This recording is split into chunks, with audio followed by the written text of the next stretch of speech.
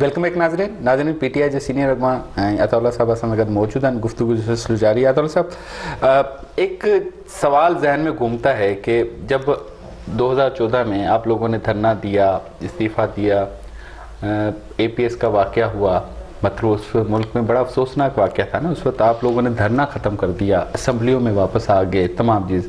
اس وقت بھی معاشی بحران اسی طرز کا تو ہے نا, وہاں پہ تو بچے شہید ہوئے, یہاں پہ تو غریبوں کی پوری فیملیاں بھوک اور بدحالی کی طرف جا رہی ہیں.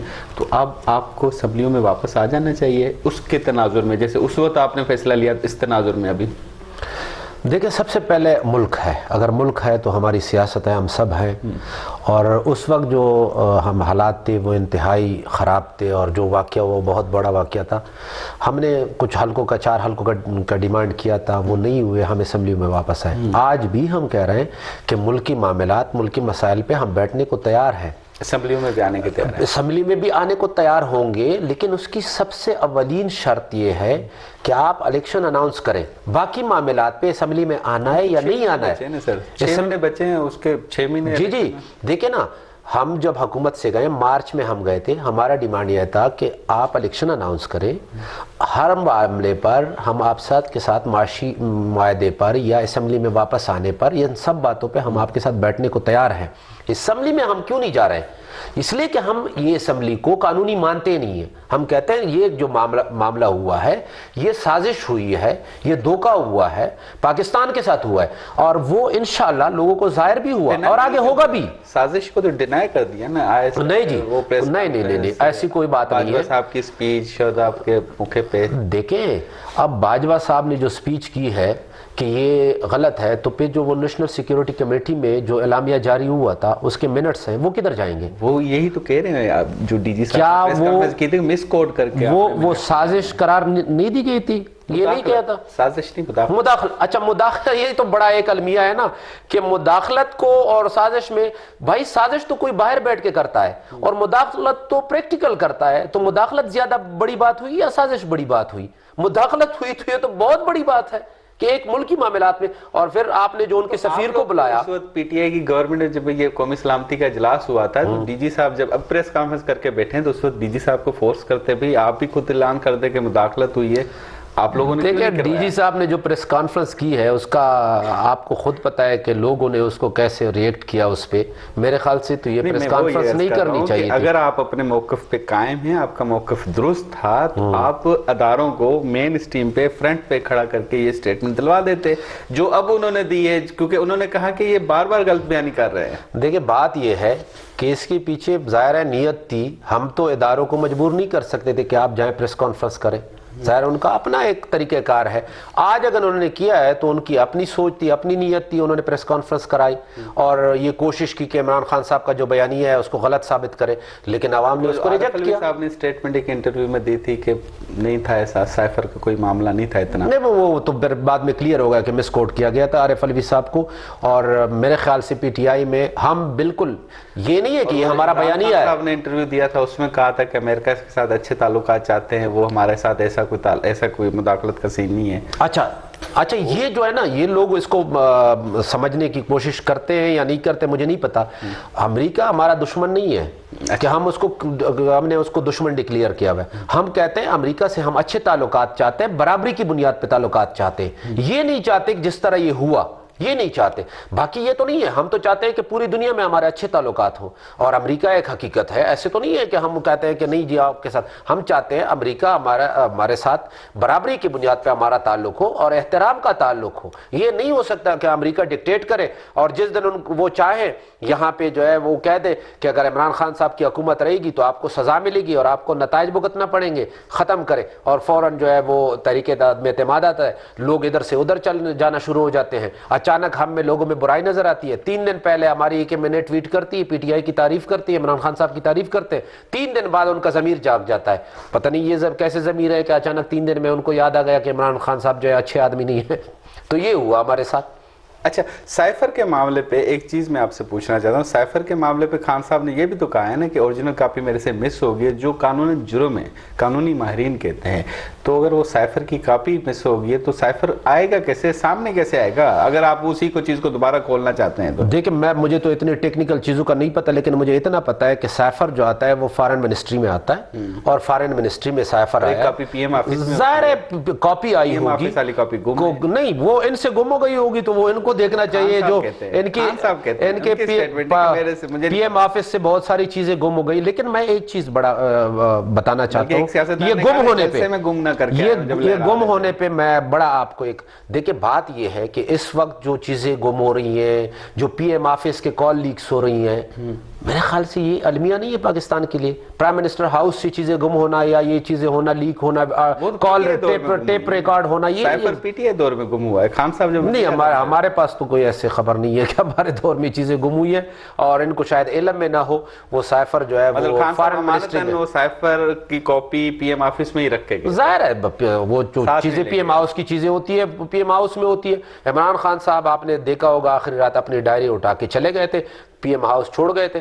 باقی ان کے حوالے تھا. اچھا مستقبل کیا ہوگا الیکشن نہ ہوئے تو ٹائم پہ, جو آپ کا مطالبہ ہے؟ خدا نہ خواستہ پاکستان, میرے خیال سے تو ہم تو سمجھتے ہیں کہ پاکستان ڈیفالٹ کر چکا ہے, اعلان ہونا باقی ہے, اور اگر یہ مزید الیکشن کو ڈیلے کریں گے تو حالات انتہائی خراب ہوں گے. اور خدا نہ خواستہ کوئی حل نہیں ہے, کوئی حل نہیں ہے. یہ ٹیکنوکریٹ حکومت کی بات ہو رہی ہے, یہ کوئی حل نہیں ہے. ڈیلے کرنا کوئی حل نہیں ہے. اچھا آپ کی حکومت میں اگر ہم فرض کرو, یہ فیصل سارے وہ جو آئے ہوئے تھے ٹیکنیکل بندے آئے ہوئے تھے نا, الیکٹڈ تو کوئی نہیں تھا. اگر ہم یہ مان بھی لیں کہ 1 سال بڑھا رہے ہیں, 2 سال بڑھا رہے ہیں, حکومت لا رہے ہیں, 1 سال کے اندر کوئی ایک پالیسی ایسی بناتے کہ ہم سوچتے کہ پاکستان بہتری کی طرف چل پڑا ہے, تو ہم صبر بھی کر لیتے, پاکستان کی خاطر صبر کر لیتے. لیکن تقریر سنی ہے آپ نے؟ سنتا رہتا ہوں اسحاق ڈار صاحب کو, سنتا رہتا ہوں. باتیں کرتے ہیں. دیکھیں اسحاق ڈار صاحب تو کہہ رہے تھے, اور کسی اور نے بھی کہا تھا کہ جی سٹاک ایکسچینج اوپر چلا گیا اور ڈالر نیچے آ گیا. سنا تھا نا آپ نے؟ تو وہ کدھر گیا جو ترجمانی کرتے تھے؟ اب وہ کرے نا ترجمانی 260 پہ, آج 260 پہ ڈالر نہیں مل رہا ہے, آج سٹاک ایکسچینج جو ہے وہ گرتا چلا جا رہا ہے. وہ یہی تو کہہ رہے ہیں نا کہ آپ لوگ سیاست جو ہے نا وہ اس کی طرف لے کے جا رہے ہیں حکومت کے خلاف, تو لوگوں کا اعتماد نہیں. آپ لوگ مشاورت کے ساتھ بیٹھے ہیں تو لوگوں کا اعتماد کھلا. اگر لوگوں کو ان پہ اعتماد نہیں ہے اور ہماری بات سنتے ہیں تو اس کو فوری طور پر ان کو ختم کرنا چاہیے. سیاسی انتشار ہے, آپ لوگوں نے سیاسی انتشار پھیلایا ہوا ہے, اسی وجہ سے لوگ سمجھ نہیں رہے کہ کریں تو کریں کیا. اچھا اگر میں یہی کہہ رہا ہوں کہ اگر عمران خان کا بھروسہ لوگ کرتے ہیں تو پھر ان کو الیکشن کی طرف جانا چاہیے. سمجھ نہیں رہے, بھروسہ ان کی بات نہیں کر رہا ہوں, وہ یہ کہہ رہے ہیں, میں ان کو کوٹ کر رہا ہوں, وہ یہ کہہ رہے ہیں کہ آپ لوگ جب سیاسی انتشار چھوڑ دیں گے نا, جو تھرڈ پارٹی جو عوام ہے ان کا اعتماد بحال ہوگا کہ یہ دونوں معیشت کی طرف دیکھ رہے ہیں, تو ہمارا اعتماد بحال ہے, ہم بھی معیشت کی طرف دیکھیں. ہم جو سیاسی انتشار خدا نہ خواستہ ان کے کہنے مطابق پلانا چاہتے ہیں, اس کا مطلب یہ ہے کہ ان کی بات کا کوئی بھروسہ نہیں کرتے نا, تب ہماری بات پہ بھروسہ کر رہے ہیں. اور لوگ آج دیکھیں نا, آج یہ وہ پرانا پاکستان نہیں ہے کہ لوگوں کو سمجھ نہیں ہے, آج ہر بندے کو سمجھ آئے, آج ہر بندے کو پتا ہے. لوگ گوگل کرتے ہیں 2 منٹ میں ان کو پتا چل جاتا ہے کہ اس وقت ڈالر کتنے کا ہے, پیٹرول فیول پرائسز باہر کی دنیا میں کتنا ہے, سٹاک ایکسچینج کہاں پہ کھڑی ہے, اور ہماری گروتھ ریٹ کیا ہے, اور ہمارے ذخائر کتنے رہ گئے. یہ ساری چیزیں لوگ دیکھ رہے ہوتے ہیں. آج میں آپ کو ایک سنگین صورتحال بتاؤں, یہ تو صرف معیشت کی بات ہے, آج آپ کے بارڈر پہ کیا حالات چل رہے ہیں یہ سب آپ کے سامنے ہے. آج ہماری شہادتیں ہو رہی ہیں, مسلسل ہمارے فورسز کی شہادتیں ہو رہی ہیں. یہ چھوٹی باتیں نہیں ہے, یہ بہت بڑی باتیں ہیں. ان کو ہوش کے ناخن لینے چاہیے. ایک ہی حل ہے پاکستان کو بچانے کا, وہ ہے الیکشن. اور الیکشن سے یہ اس طرح بھاگتے رہیں کہ پہلے کراچی کے بلدیاتی الیکشن کینسل کیے, اس کے بعد جو ہے اسلام آباد کے بلدیاتی الیکشن کینسل کیے, اور اب دوبارہ کراچی 15 تاریخ دی ہے. میں آج آپ کو کہہ رہا ہوں کہ وہاں سے یہ بھاگنے کے چکر میں کہ کسی طرح یہ الیکشن سے نکلے. جنرل الیکشن لیٹ ہو رہے ہیں نا, پیپلز پارٹی یا نون لیگ, دونوں. پیپلز پارٹی, نون لیگ یہاں سے بھاگی, پیپلز پارٹی وہاں سے بھاگ رہی ہے, ایم کیو ایم وہاں سے بھاگ رہی ہے. ایم کیو ایم کا وہاں پہ کوئی صفایا ہو گیا, اب وہ بیچارے جو ہے کوشش کر رہے ہیں. اب سارے کہہ رہے ہیں جی الطاف حسین کو واپس لانا چاہیے.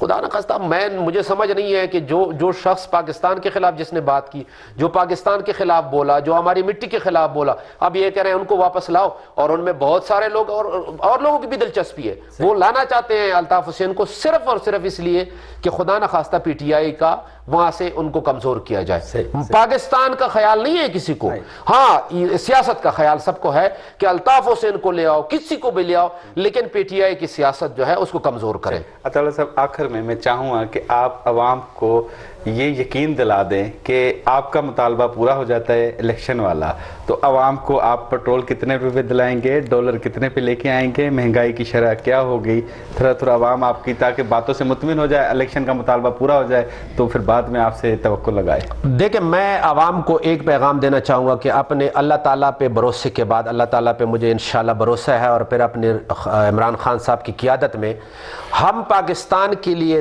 دل و جان سے محنت کریں گے، ہم آپ کے ساتھ کھڑے ہوں گے، جو پاکستان کے لیے ہم سے ہو سکتا ہے وہ ضرور کریں گے۔